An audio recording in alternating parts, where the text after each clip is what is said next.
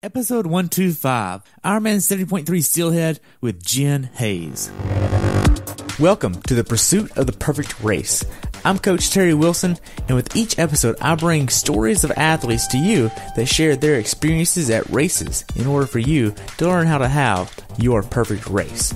We will hear stories from athletes of all ages, abilities, and races of all distances. So regardless of where you fit in, there's something in it for you. Thanks for spending some time with me today. Now let the pursuit begin. Hello everyone, and welcome back to the pursuit of the perfect race. Today I have the pleasure of talking with Jen Hayes about her recent race experience at Ironman 70.3 Steelhead, where she had a time of 5 hours, 15 minutes, 38 seconds. She's been doing triathlons for the past 8 years. Jen coaches triathletes and is also a 200-hour certified yoga instructor. This race took place on August 12th, 2018, and the temperature on race day was 63 and rose to 84, and the swim was 76.4. Welcome to the show, Jen. I look forward to hearing about your race experience at Steelhead. Thanks so much for having me. You're welcome. So what made you into this race? Well, I've raced Steelhead.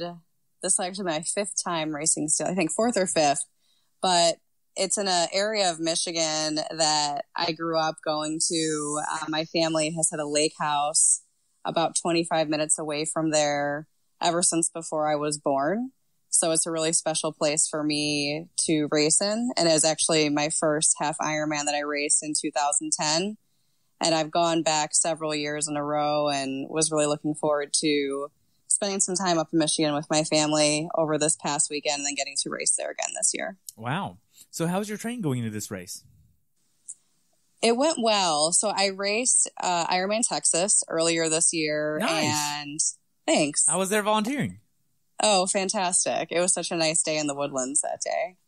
And I had about 2 months where I was really recovering pretty hard from Texas. And I wouldn't say I felt all that great until probably 3 weeks or so before Steelhead. So I had a couple good weeks of training from about middle of July up through the race. So it was solid, but I had a nice endurance base leading up to that point. Okay. So going into this race, what kind of plan were you using? Well, I have a coach, and I've been working with her since, believe it or not, 2010. Wow. When Who's your coach? Jen Harrison. And she was my coach when I signed up for my first Ironman, which was Ironman Wisconsin in 2011. So I hired her because I didn't know what I was doing, and I was smart enough to know that I didn't know what I was doing and needed help. And she is the one who wrote my program for me and continues to write my program for me year in, year out. Yeah. Like staying with someone so long, that is like almost unheard of. Yeah, and from my experience as an athlete and then now as a coach myself, I've really found a lot of value in finding someone that you genuinely connect with on all levels and being able to work with them year after year after year. You really get to know them as your coach. The coach gets to know their athletes very well, and I think it's a really cool way to keep pushing them in different ways and seeing growth and progress instead of bouncing around from coach to coach. That makes sense. So going into this race, what was your longest swim, bike, and run going into this race?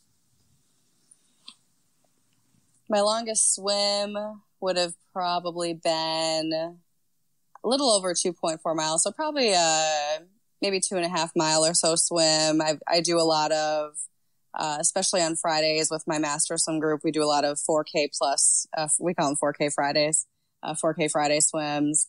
I've done a couple, like 115 or so mile rides. I'm training for another Ironman this year, so I'm racing IRONMAN Chattanooga in September. If I were racing a half, I wouldn't necessarily be riding this long. And I've run a marathon earlier this year at Ironman Texas, so I've got a lot of miles in me so far. Nice. So going into this race, were you doing a lot of bricks? Yeah, I was. And I actually had a really great key session, which I love to do about a week and a half or so out from a race where I do some bike run repeats. So it's in total about 5 times back and forth from bike to run, where it's hitting a lot of power metrics, like my half Ironman power on the bike for maybe 10 or 15 minutes each time. And then I'll have some descending. I'll start at race pace efforts and then descend them down in between those bike segments to lock in the effort and on the bike, the power efforts, and then paces on the run. So walk me through that workout. So what I'll do for that is get on the bike, do a 15-minute warm-up, and I did this inside. For logistic purposes, it was a early morning before work, and get on the bike, do about a 15-minute warm-up with a couple of just pickups and cadence to get my legs turning over, and then do a 10-minute segment starting at the low end of my half Ironman power watts, and then I'll go to immediately over to the run and do it was a 1600 at goal half Ironman pace, back on the bike for a 10-minute session again, a little bit higher in my half Ironman power watt range, and then back out to the run where I would do a 1200, a little bit faster than my half Ironman goal race pace, and then back on the bike for that 10-minute effort again, a little bit higher, pushing toward the top end of my half Ironman watts, out onto the run where I was doing like 2x800, even faster than the session before, and then one more time through on the bike at that 10-minute, but at the high end of my half Ironman power watts, and then onto the run, and it was 2x400, even faster than I had done before. So it locks in some speed, some power in my legs. And it also gives me a lot of mental confidence too, that I can hit those going into my race. Okay. So going into this race, what was the most hours you trained in 1 week? I'd say 18 to 20. And again, part of that is due to Ironman training. And when I say 18 to 20, that may include an hour or two of yoga or some strength throughout the week. So it's not just a true swim, bike, run. Okay. Now, how big of an issue is balancing life, work, and training, being that you're working full-time, right? And yes. You also have to train 20-plus hours a week. You're spending 50-ish hours a week sleeping. There's only so many hours in a week. Funny you ask that. It's a constant balance in life where I'm trying to manage my business, my coaching business, and be the best coach that I can be, my job, my own training, and then my personal life. And I'm very specific about what I say yes to. When we say yes to one thing, we say no to everything else. So I'm very specific about where I pick my yeses, and they have to be feeding into one of those important buckets in my life, whether it's my personal life or my business with my athletes or my own personal training or my job. I'm very strategic about where I spend my time so that I can make sure that I'm well taken care of, so I can be of highest service to everybody else around me. Okay. Now, in regards to your training, as volume increases, intensity increases, how are you mitigating the risk of being injured? Tons of self-care. So I am it is a non-negotiable for me, is the best way that I can put it. So sleep is a must. And I'm not going to lie, 7 hours is a pretty standard night for me, 7 to 7.5. I really don't dip below 7 hours unless it's like that one strange night. When I can, I try to get 8+ hours. And then nutrition, in my opinion, is critical. Eating really good quality food, anti-inflammatory foods, especially focusing on good food sources. So organic, locally grown food that's grown close to you and not sourced from all throughout the world. So I'm very strategic about that, eating really good fats like avocados, grass-fed meats. of vegetables, eggs, things like that, just getting in really good whole nutrition. And I believe in a ton of self-care. So recovery boots, which I'm actually sitting in right now as we speak. I am rolling all the time whenever I can. Chiropractors, body work, dry needling, acupuncture. And I also think there is a huge mental piece of it as well around like meditation, visualization, power, positive thinking, journaling, gratitude. And I think all of that helps keep your mind and your body in a really good place. It's not the end all be all. Of course, there's a lot of luck too with not getting injured and being smart with your training. But I think there's so much that we could do as athletes to try to take as much care we can of ourselves so that we can continue to go into the well and dive into that well day in, day out, year after year, and continue to have positive results. Wow. So why do you do triathlons in the first place? I mean, you've been in this sport for over 10 years now. You coach. Why are you in the sport in the first place? What's your why? I absolutely love it. And I fell in love with it the day that I raced my first sprint. And there's a lot of reasons that I could go into. And first of all, it is like my moving meditation. So when I get to go out and train every single day, whether I'm with my friends, whether I'm on my own, that's my space to myself. I can be in my head. I can think. I can clear my mind. I can not think, whatever I need at that moment. And it sets me up to, relieve stress, to come back to life in a more positive mind frame. But there's a big piece of it for me. It's the self-confidence that you have when you set a goal, you work really hard for that goal. You may accomplish that goal, you may not. Maybe it's a time that you don't hit, but you know that you gave it your all. And I clearly remember registering for my first Ironman. I raced Ironman Wisconsin in 2011. Like I mentioned, and I was so scared when I registered for that race. I'm thinking, oh my gosh, what did I get myself into? And I hired a coach, did all of my training, and I remember how great it felt to finish that race. And it wasn't a time I was going for. It was truly just for finishing and knowing that I could commit to a goal that scared the heck out of me, and I could put in all of that hard work and dedication. I knew if I could do that, I could accomplish anything. And that's even what got me into coaching. I felt so cared and supported, cared for and supported by my coach. I wanted to provide that experience for other people. And, just something, growing up, struggling with some self-confidence issues.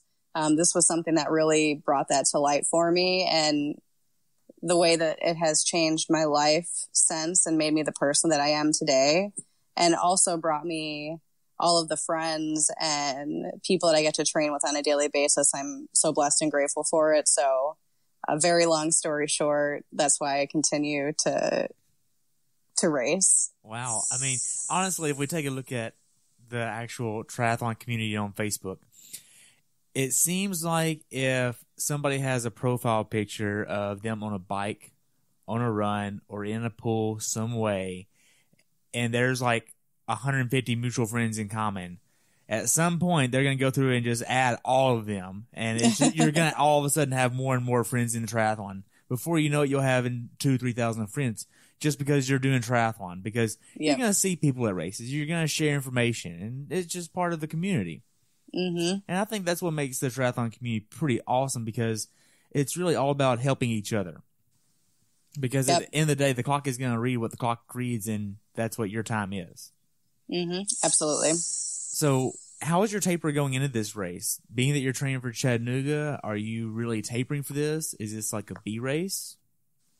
So Steelhead, I did not do a traditional taper for.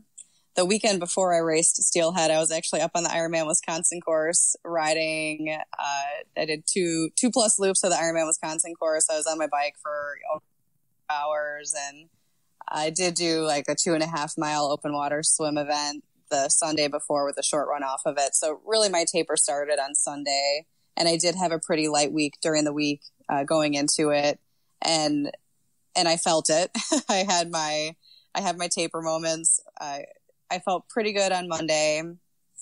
Tuesday and Wednesday were really the toughest days for me. And it's more of just like not being very excited about life, which is very unlike me. I'm usually pretty peppy and happy-go-lucky throughout my day. And I just wasn't feeling very sparky or like myself. My body is tired. I'm tired. I was on my bike Wednesday morning and I was yawning while I'm on my bike. And I'm thinking, how am I going to race in 3 days from now? But fortunately, I have really amazing friends around me. And I also understand what I'm going through. And everyone can talk you off the ledge because we all go through it. And then Thursday, Friday, Saturday, I started to slowly come out of my fatigue. And then I could also feel my hunger starting to come up. So my body is starting to tell me I need some food too. And, once I got some good rest and good nutrition in me, I felt really good. I actually woke up Sunday morning, probably feeling the best. I slept amazing Saturday night. It was as though I wasn't even racing the next day, and woke up Sunday morning at 3:45, ready to go. Wow. When did you actually start traveling over to the race?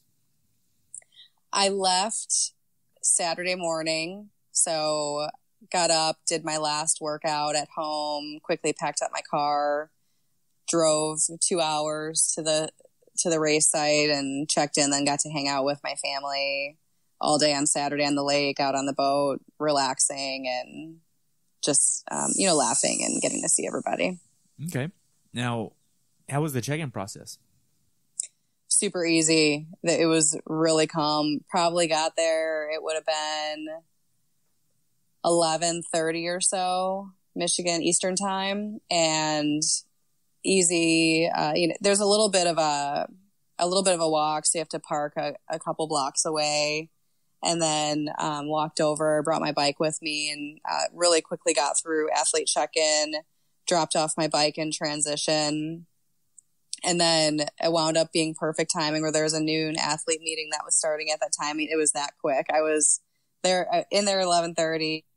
I had my check-in, my bike dropped off, and sitting in an athlete meeting at noon.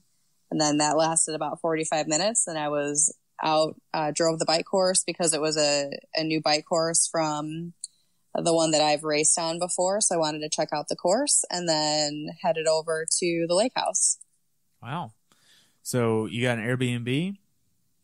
No. So my parents have a lake house about 25 minutes away from there, and got to stay there, which is awesome. Okay. So that eliminated a little bit of a cost? Yep. Wow. Now, as far as the day before, are you getting in a certain meal to prepare you for the race? I eat very well the morning before I'm racing a half or full distance Ironman.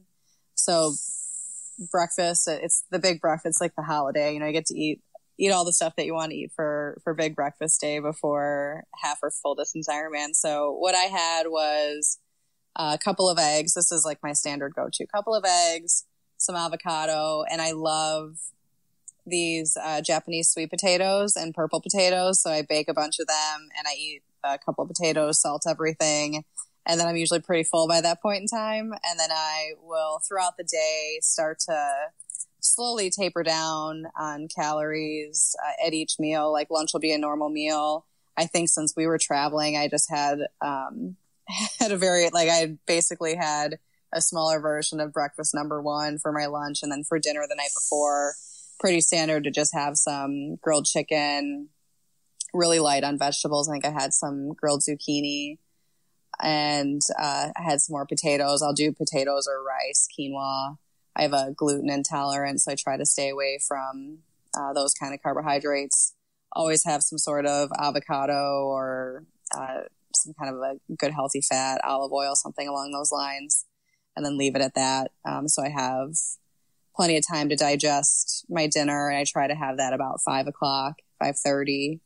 So it's working through my system. Where did you get this idea of tapering your nutrition from? A lot of information from my coach and trial and error over the years. So I will eat heavier if my race is on Sunday. Friday, like afternoon, night will be heavier eating. Saturday morning is like my really big meal, and then start to taper down through the day. Because I've heard a lot of good things about tapering the nutrition like this, and it seems to be a trend for people that have better races. They taper their nutrition like this. Even for the full distance, they're having a really big breakfast the day before the race.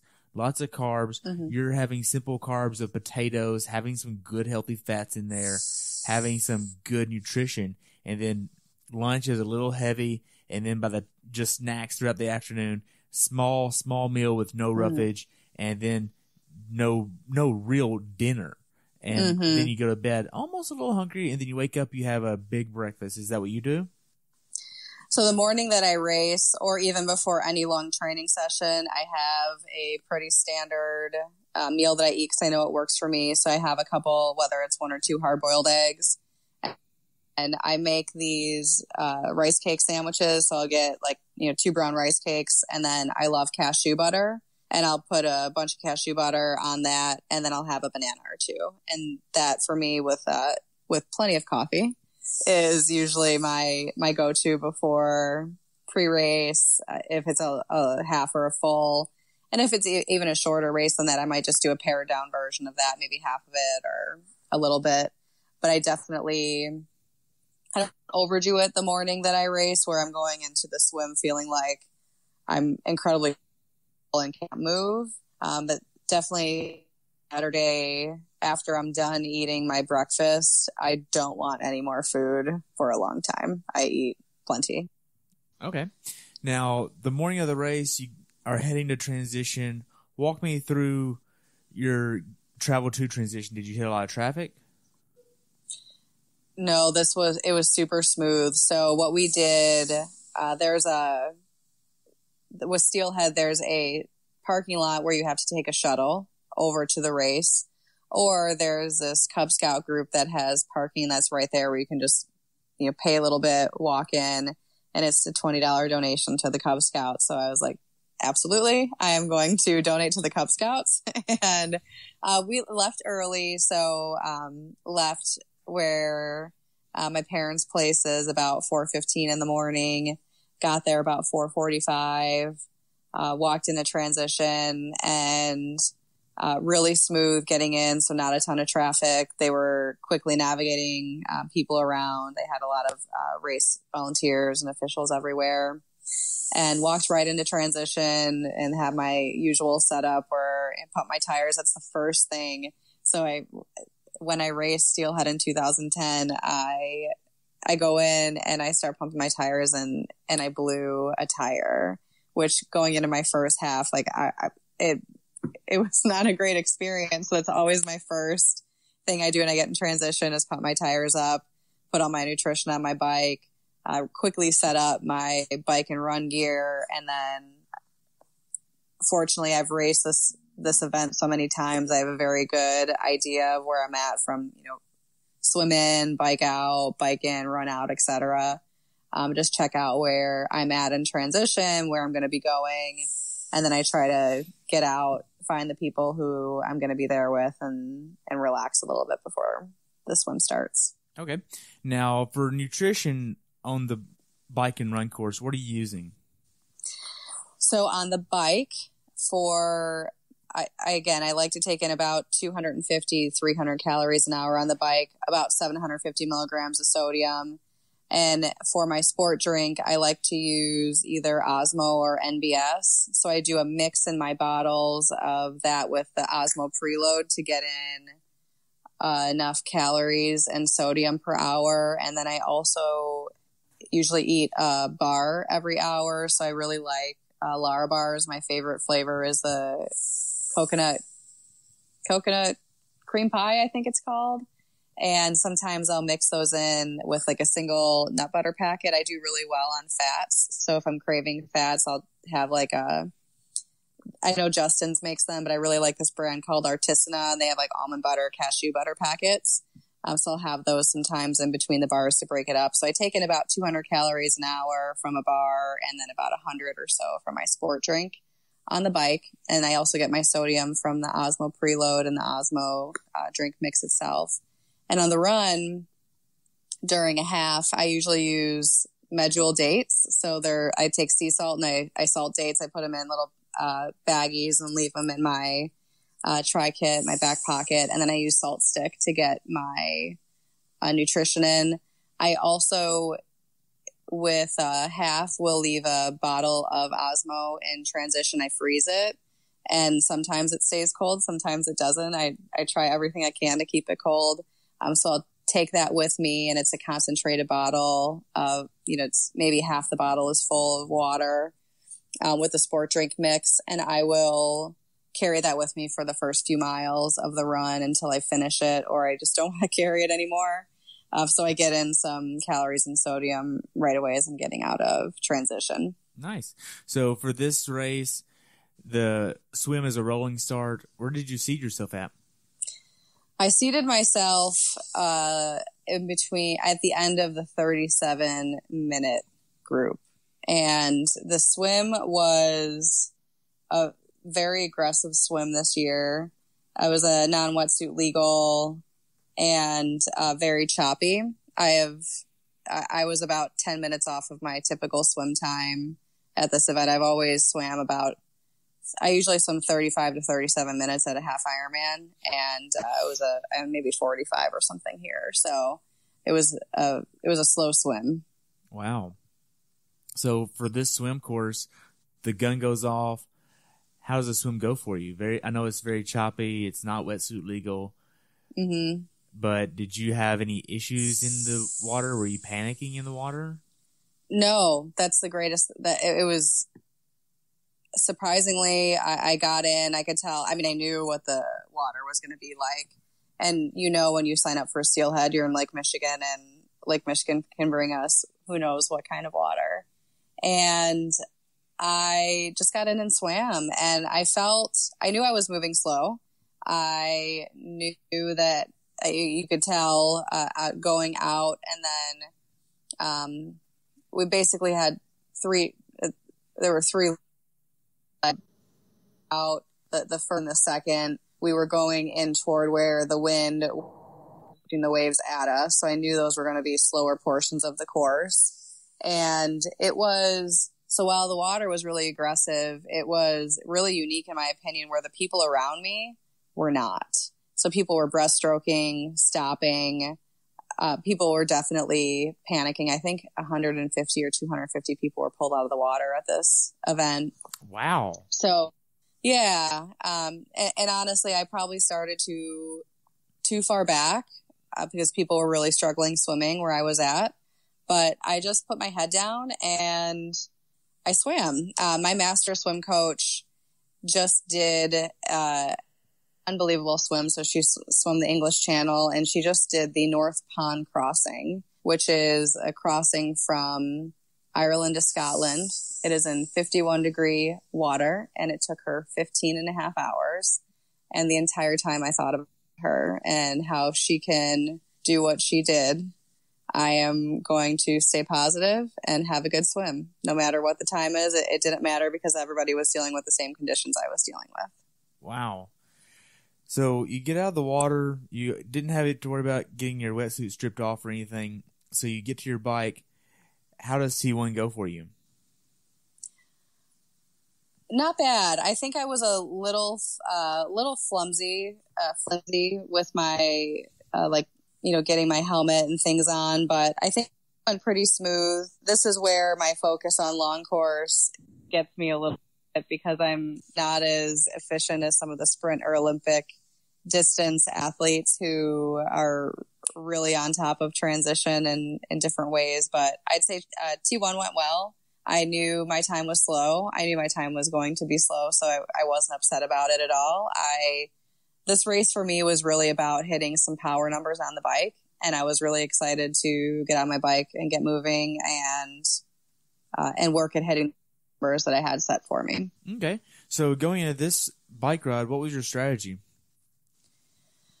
My strategy was to start about middle of the way in my power range and work up from there. So I wanted to take a little bit of risk with my like running is my strongest of the three sports. And there's a lot of times when I'll find myself maybe taking it a little bit too easy on the bike because I don't want to destroy my legs, or I might lose focus for a couple of minutes. I'll be thinking about something else. And I really wanted to not do that here and see what would happen if I rode at a particular output and how I would run off the bike. Okay. So what was your power plan? So I had a range of 150 to 170. So I wanted to start right around 160 and drive it up from there. At least make it through the first hour or so, somewhere in the middle of my power range, and just steadily increase. I know this course really well. I know the roads really well. And it's a good course for me. It's a rolling course. So it's something that it's where I ride well.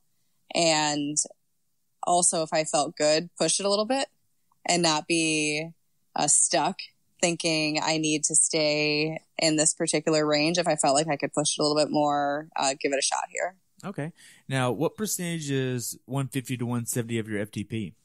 So my FTP is 200 based on my last test. So for a half Ironman, I'll try to ride right around 75 to 85% of my FTP. Okay. Now, have you found that you might actually do better after you go off of a hard bike session versus one that's a little bit easier? I run very well after I ride. And for me, at this point in time in my career as an athlete, it's finding out how high can I push my bikes and still run well off of it. That makes sense. It's all about the balance, and then you add the swim, and it's like, oh my gosh, all three has to balance just right. Yeah. Wow. So the middle portion of the bike ride, how was this going for you? Were you seeing a lot of flats? So I got on the bike and felt great right away. And my power was actually, like, my average power was at 175. So it was above my window. I'm about 90 minutes in and I'm still at 175, feeling great. My cadence is high. I was above 90. And then my power meter stopped working and I am showing like 60 for my power, which was not accurate because I was still pushing the same amount of power output, and didn't freak out by any means. I've had this happen before, and just tried to lock in the same feel that I had up until that point. And I probably would say about maybe 30 minutes later, I felt like it started registering pretty close to being accurate, but I really wasn't sure. So I feel like I had to ride about the last hour 10 or so off feel, which is absolutely fine. But I felt great. The roads were great. There was wind, but I don't feel like it was ever a headwind or anything that was negatively impacting my pace. My nutrition was going down really well.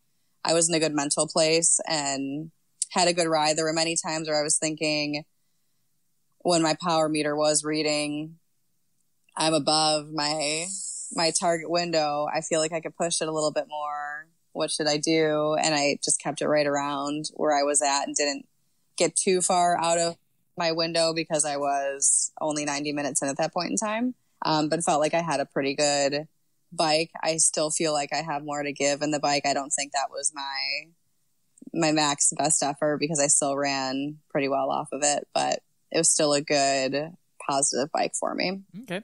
Now, what kind of power meter do you have? I have a Cork Elsa. Wow. They're not usually known for failing like that.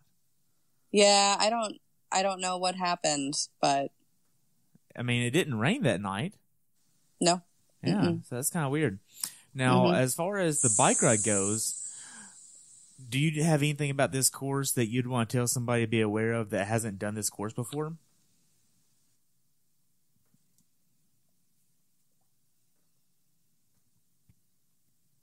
So they changed the bike course this year previously there were a lot of turns and we were on some chunky roads, some chunky country roads. There are still some. So there are some where you do get beat up a little bit when you're on the bike, but it's very few and far between. Now we are on what's called the Blue Star Highway for a good portion of the bike course. And it's a beautiful rolling road, which we are basically on the shoulder of on both sides, which runs alongside Lake Michigan. And it's, in my opinion, a pretty fast road to be on. There is a portion of the course now where we are on like a bike path for a very short period of time. Besides that, I absolutely love this bike course. Wow. At the later portion of the bike ride, say from miles 45 to 50, maybe 55, are there any dark places in your mind where you're at? I was really lucky during this race. I did not have any major dark moments on the bike course. I did coming off of the bike, but while I was on the bike, I actually was in a very good place. And I do attribute a lot of this to Ironman training, where when you're used to going out for maybe an 80 or 100-mile ride, when you're out for 2.5 hours, it's a little bit more easy to digest. Right. If that makes any sense. It does. But that doesn't happen all the time. I mean, I've trained for tons of Ironman and raced a half, and 45 minutes into the bike, I'm in a dark place in my head. So it's just the way that the day unfolds sometimes. Okay. Now, the last mile or two of the bike ride, are you doing any type of preparation to start running off the bike as far as lower cadence, higher cadence, more or less power? What does that look like? I will try to make sure that my cadence is high before I'm coming off the bike. I don't necessarily ever pull back on power going into T2. I'll just make sure that my cadence is as high as possible. I'll also make sure that I have consumed some sort of nutrition within about 45 minutes of getting off of the bike, or 30 minutes, depending on, from a timing perspective. So I like to try to take in maybe 200 calories or so of nutrition about 45 minutes before I come off the bike. And I also try to take a hit of sodium, just so I've got some good stores in me getting into the run. Okay. So you get to T2. How does T2 go for you? T2 was easy. I got in, I had a great rack spot, and was able to get in and out really quickly, in my opinion. No major issues. It was smooth. Okay. So you get out on the run course. How does the first mile or two go for you? So as soon as you come out of transition, you run down a big hill, which feels great. And then you're on a flat, and then you run up a pretty big hill, which is the one there's 3 big hills that you climb on this course. One is about that. It's like that first mile to mile and a half. And then you hit, a hill on the loop part twice. So I had my legs, I felt good. But then I also knew coming out that I was not in a place in my age group that I'm used to being in. So I came out of the swim like 30th in my age group. Usually I'm maybe top 20 somewhere. And I was 16th in my age group coming off the bike. Usually I'm in top 10 somewhere. So I had somebody out and told me where I was at. And I wasn't upset with myself. I knew it was what the day was what it was. But it was just, all right, you got to run. You've got to pick it up and don't give up. This is, this is a time when I can really put some time on people who definitely got the better of me in the swim that day. So had my legs and just stayed super positive and felt good coming out of T2. Had a minute with myself on the run when I heard where I was at, but realized I'm going to make this a positive thing and just make myself work as hard as I can on this run. Wow. So it seems like you understood that you had this negative thought and you just objectively looked at it and said, oh, can't do that. Can't go down that rabbit hole. Gotta switch gears here and go somewhere else. Yes, we always have the option to choose again. So we oftentimes have things that'll pull us out of what I call the light. And the beautiful thing is we don't have to stay there. We can choose to have a different thought. Gotcha. Now, as far as the run goes, how do you know how hard to push in the first 5 or 6 miles versus the last 5 or 6 miles? Yeah, I try to pace myself, but also if I feel good, run with it. Because in any half or full distance Ironman, we're going to go through these periods of time where we feel amazing and then we won't. And that's an indication I need to eat or drink something or both or combination. So I try to be smart the first couple miles, especially in a half, where I might look at the first 3 miles as get in, settle in, find a strong pace, because it is not a marathon. So it is a half marathon. So you could push it a little bit harder and, try to be strong in those like miles 3 through maybe 8, 9. And then really at mile 10, that's when it's time to dig in and forget about, what's going on from a pacing perspective and just run and really dial up the pace, especially last 5K, in my opinion. So when I look at my own run splits, I try to negative split the front and back half, but really those last 3 miles, like I'm trying to negative split every single mile and not let my head get the better of me. That's when it's time to turn off your mind and really put yourself to work. Wow. Now, as far as the support on the course goes, how was that? It was great. There were actually a lot of people out spectating.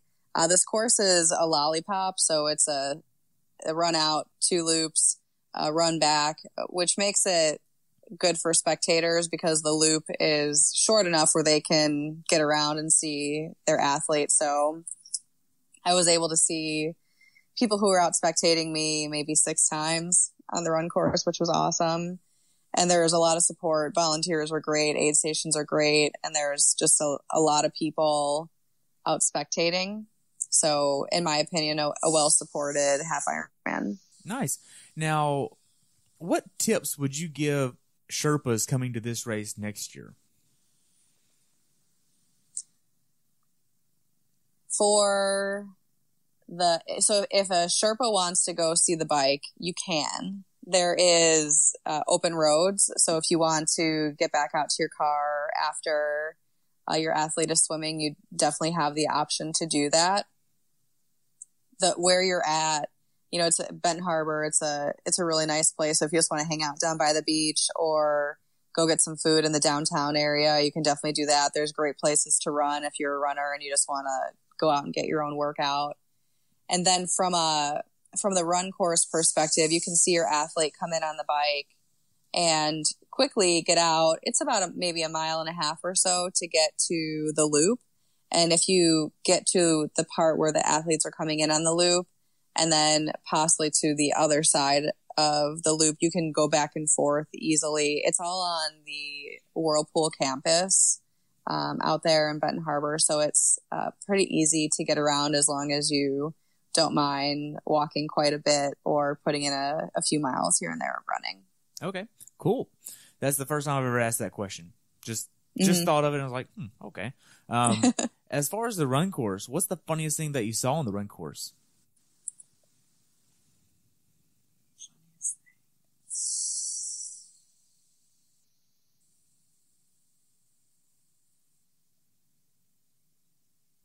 That's a really good question.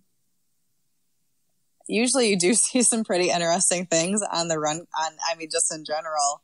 I don't know if I saw anything outrageous. Or maybe I was just so focused on what I was doing, I have no idea. Okay. I don't think I have a great answer for that. No big deal. As far as the course itself, are there any hills to make note of? Definitely. So on the way out, so out of transition, you have one big hill. It's about a mile or so in. The beautiful thing is you get to come down that as you are going into the finish area. You do have a little bit to climb to get into the finish area. But then on the loop, you do have to climb one hill twice. I wouldn't say all these hills are runnable. They're not ones where you absolutely can't run up them. But you do have, I'd say, about three notable hills running. Okay.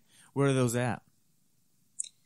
About mile 1, and then mile 5 and 10-ish. Okay. Now, whenever you checked into the race, you were supposed to be given a red bracelet to give to a volunteer. Did you get one? I did. Who'd you give it to? I gave it to the woman at the finish line. I always forget I have those things on until the end. So I feel like I'm always giving it to somebody like my catcher at the finish line. Wow. Mentally, did you get into any real bad spots besides whenever you realized where you were in the race? I was periodically throughout the run, and it was more so when I would put that expectation on myself of wanting to be in a higher up spot in my age group, or starting to do that comparison. And comparison is the thief of all joy, in my opinion. And I just have to talk myself out of it. It's natural for me to feel that way. You start to think like, oh, I'd like to be in such and such spot, or I'm used to being in such and such spot. But you never know who's going to show up that day. You never know how you're going to perform that day. And the outcome is not always where the accomplishment lies. A lot of it's in the process and the people that you get to share the experience with. So it's just having those moments with myself of understanding what's important and what's not. Wow. That's awesome. Like, I have never heard someone say comparison is the thief of all joy. I really like that. Where did you get that from? There is a woman that I follow and do a lot of trainings with. Her name is Gabrielle Bernstein, and she's a self-proclaimed spirit junkie, light worker, meditation teacher.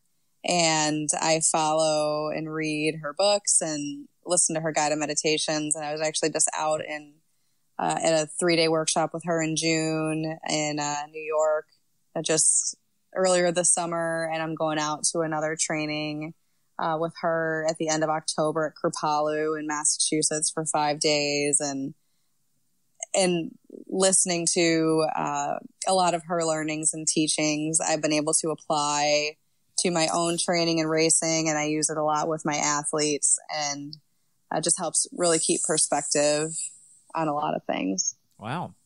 Now, the last 2 miles of the run course, you're fatigued, you're getting tired, but are you having any cramping or GI issues?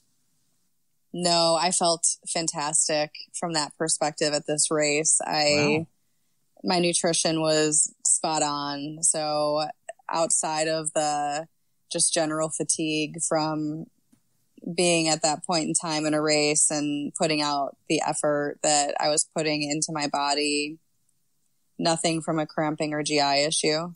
Did you take in any caffeine at all on the run? No. Why not? I typically don't take any caffeine in except for the morning when I race. Honestly, I am really sensitive to caffeine.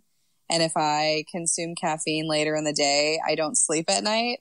And when I race, if I were going to have caffeine later in the day, it would be when I race. And I used to use caffeine when I race, and a lot of like products with sugar in them. And I couldn't rest. I would go to bed just wired. And I still sometimes have a hard time sleeping after I race long course, especially after Ironman. But for me, I usually feel okay. Caffeine, if I'm not feeling well, I'll go to Coke on at half Ironman or full Ironman.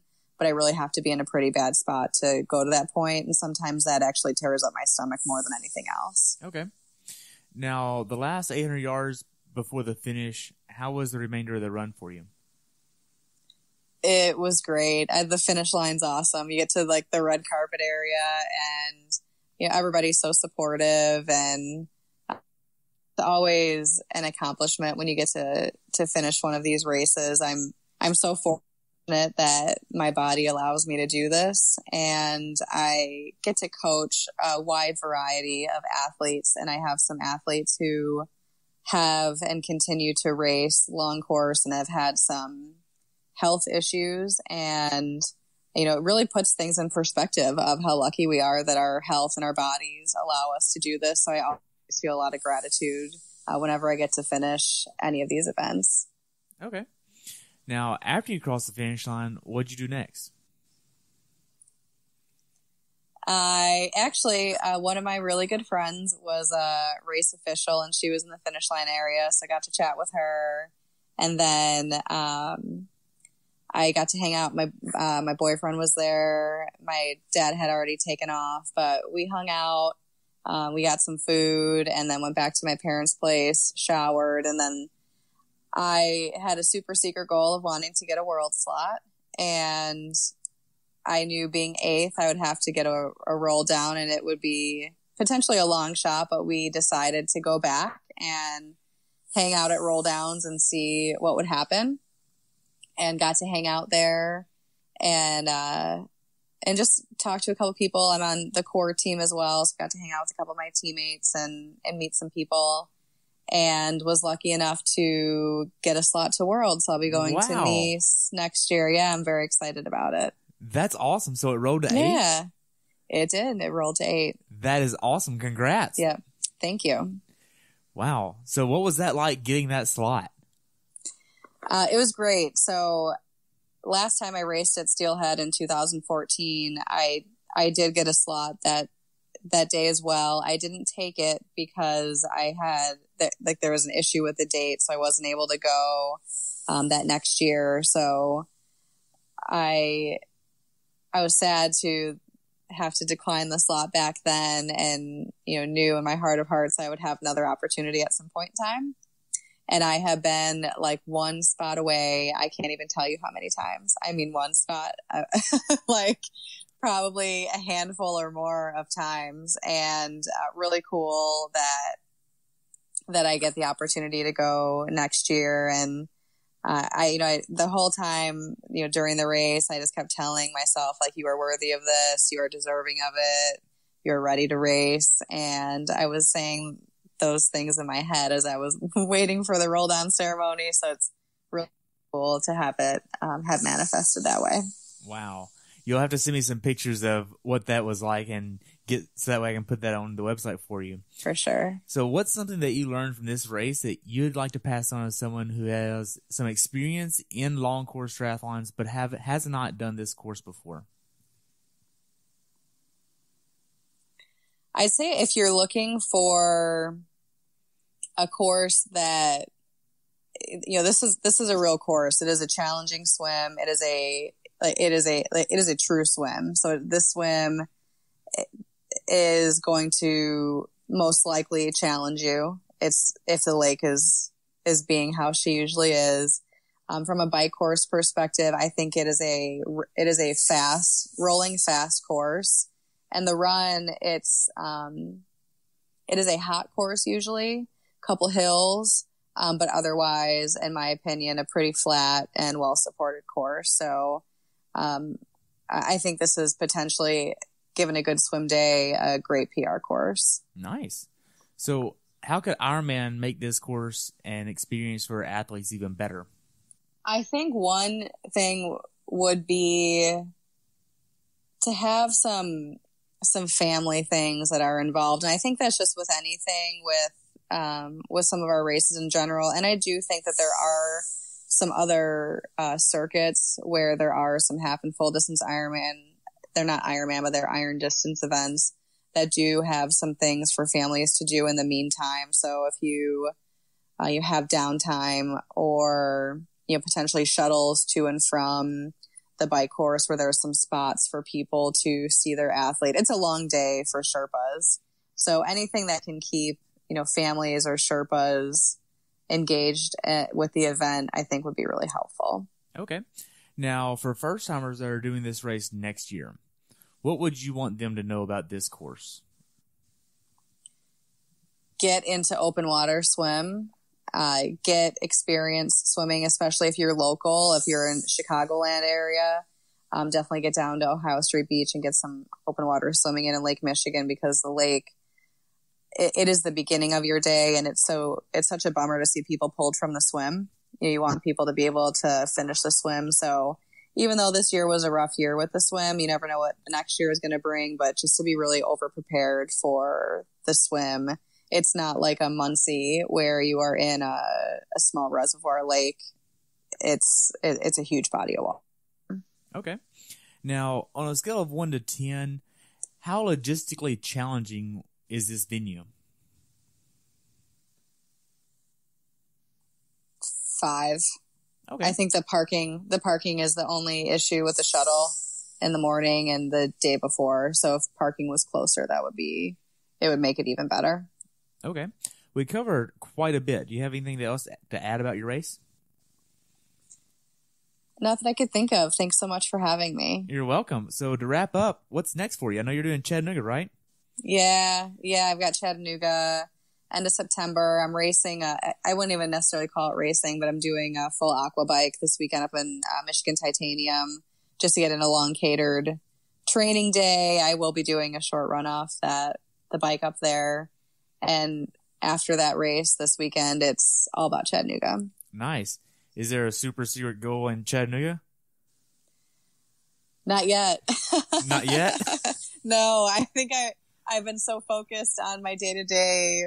Whatever I'm doing in that moment is what I'm doing. So, and then I was thinking about Steelhead, and now I've got Titanium. So I'm trying to live in the one thing at a time and just be present in the moment that I'm in. Wow. So how can athletes follow you? So I have a website. It's Jenny Hayes Coaching, JennyHayes coaching.com. On Instagram, I am Fit Coach Jen. And then on Facebook, it will be Jenny Hayes, JennyHayes. And all of my contact information is on my website, and would love to answer any questions that you have. Cool. So you've been in the sport for about 11 years now. You've done countless 70.3 and full iron distance races. What races remain on your bucket list, aside from Kona?